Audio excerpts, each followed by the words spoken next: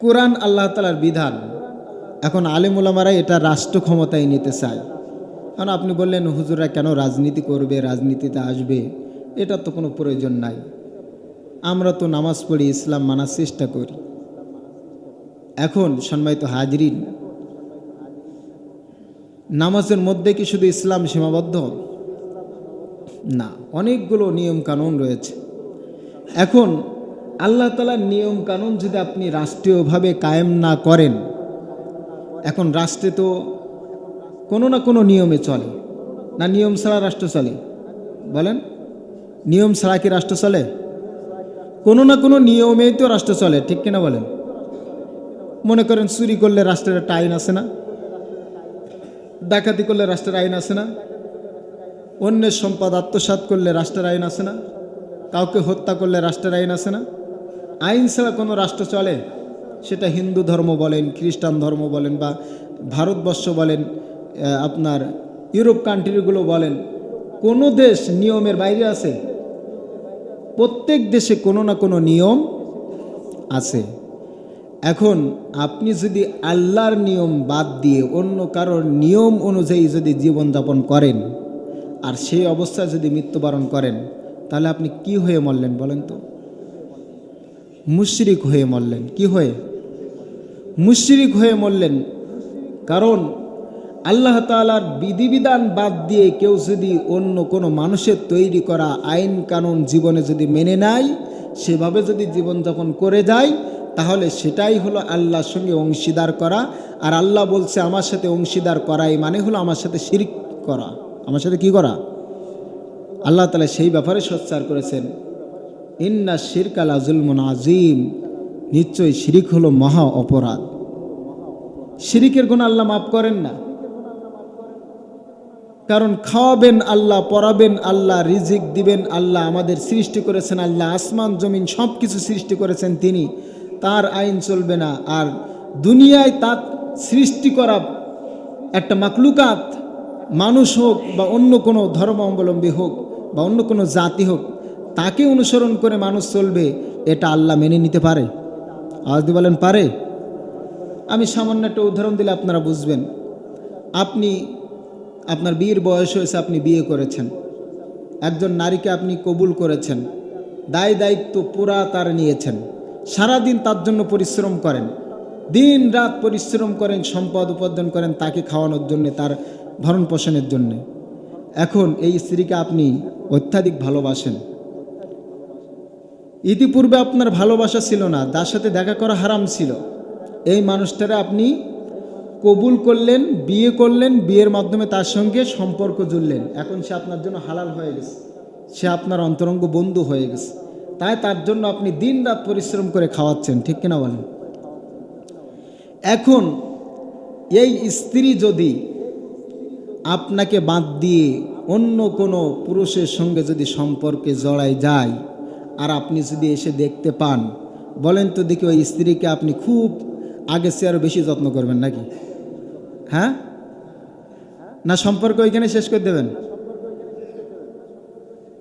বলবে যে সম্পর্ক যা ছিল ওই পর্যন্তই শেষ, ঠিক কিনা বলেন? তাহলে যদি আপনার স্ত্রী যদি আর একজনের সঙ্গে মেলামেশা করলে অংশীদারিত্ব ভাগ নেওয়ার কারণে আপনি আপনার স্ত্রীকে ত্যাগ করতেছেন, আর যে আল্লাহ আপনাকে মায়ের গর্ভে আপনি কিভাবে আসবেন, সেইখান থেকে শুরু করে এই দুনিয়াতে কিভাবে থাকবেন, কিভাবে খাবেন, এই দুনিয়ার পরবর্তী জীবন আপনার কিভাবে গড়বেন, সব কিছু সিকিউরিটি যে আল্লাহ তাআলা নিয়েছেন, খাদ্য খাবারের ব্যবস্থা করতেছেন, আইন কানুন দিয়েছেন, জীবনযাপনের যাবতীয় উপকরণ এই পৃথিবীতে দিয়েছেন, সে আল্লাহর সঙ্গে যদি অন্য কোনো সিফাতিয়াত যদি আপনি জুড়ে দেন, সে আল্লাহ এটা কি কখনো পছন্দ করতে পারে? আওয়াজ দিয়ে বলেন, পারে? আল্লাহ তো আমাদেরকে এখনো বয়কট করে না, এই জন্য আল্লাহ শুকরিয়া জানায়, ঠিক কিনা বলেন? আল্লাহ তাআলা আমাদেরকে কবুল করুন, সকলে বলে আমিন। সম্মানিত হাজরিন, যে কথা বলছিলাম সূরা ফাতিহার ভিতর কিন্তু আমরা সেই কথাই বলি,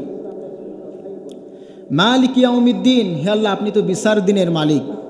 মালিক একজন, তিনি বিচার করবেন, এই ছাড়া বিচারের দিনে আর কোনো বিচারক থাকবে?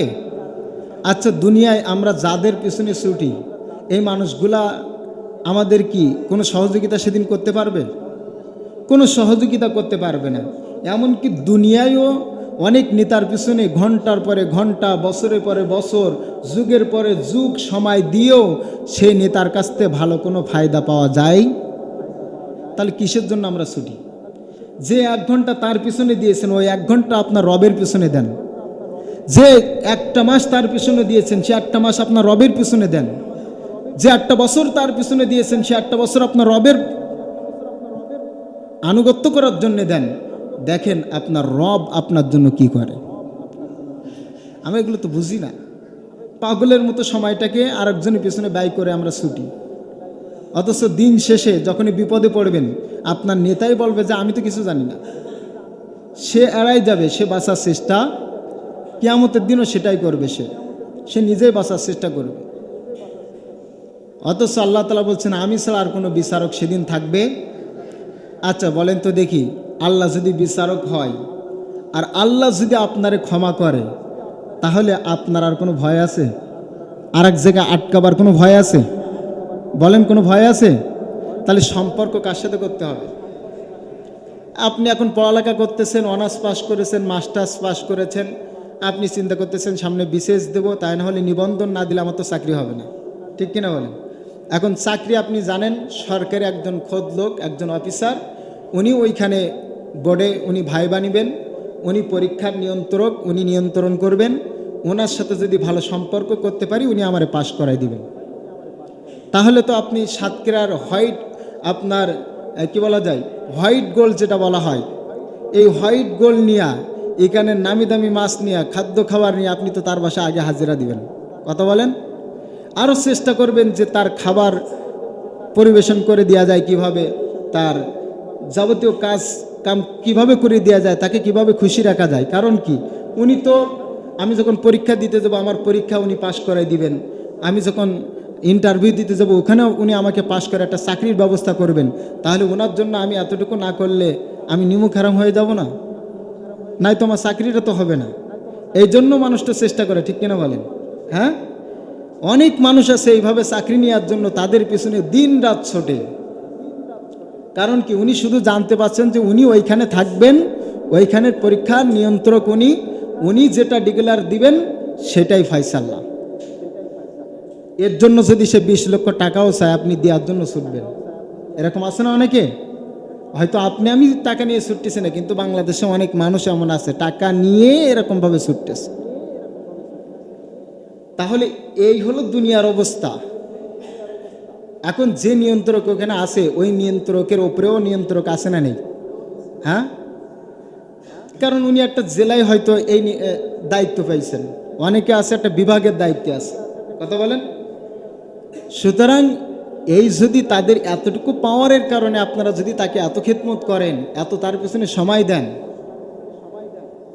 আল্লাহ তাআলা বলছেন আমি হলাম আখিরাতের বিচারক, আমি ছাড়া আর কোনো বিচারক সেখানে থাকবে না। তাহলে সেই রবের জন্য যদি এইখান থেকে একটু সময় দিয়ে যান, কাজ করে যান, তার খুশি করার জন্য যদি দান সদকা করে যান, তাহলে কিয়ামতের দিন তিনি যদি আপনাকে পাশ করাই দেন, আপনাকে ফেল করার কোনো ব্যবস্থা থাকবে? এইটাই তো আমরা বুঝি না।